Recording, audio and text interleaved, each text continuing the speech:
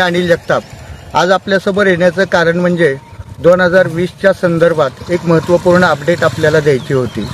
जसं की मुंबई उच्च न्यायालयाच्या छत्रपती संभाजीनगर उच्च न्यायालयाने 24 नोव्हेंबर रोजी निकाल देऊन धाराशिव जिल्ह्यातील शेतकऱ्यांना 227 कोटी रुपये देण्याचे आदेश दिले होते। त्यापैकी 94 कोटी जिल्हाधिकारी यांच्याकडे वर्ग केले होते, मात्र त्याला स्थगिती मिळाली होती। उर्वरित 134 कोटी रुपयाच्या संदर्भातला शासन निर्णय 11 फेब्रुवारीला निघाला होता, मात्र जिल्हा प्रशासनाकडे योग्य असं PLA अकाउंट नव्हतं, त्यामुळे ते पैसे वर्ग होत नव्हते। काल राज्य शासनाने एक शासन निर्णय काढून PLA अकाउंट उघडण्यासाठी जिल्हा कृषी अधीक्षक धाराशिव यांच्या नावे ठेव खाते काढण्यासाठी परवानगी दिलेली आहे।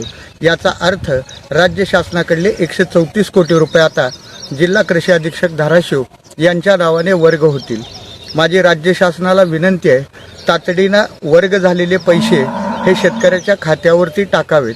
जर 1 एप्रिलपर्यंत हे पैसे नाही टाकले तर 2 एप्रिलला जिल्हाधिकारी कार्यालयासमोर सर्व शेतकरी बांधवाला घेऊन मोठं आंदोलन करण्यात येणार आहे।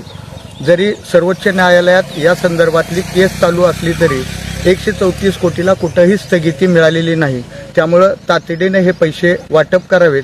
तसेच PLA अकाउंट उघडण्याची परवानगी दिलेली आहे, ही माहिती देण्यासाठी मी आपल्यासमोर आलो। नमस्कार।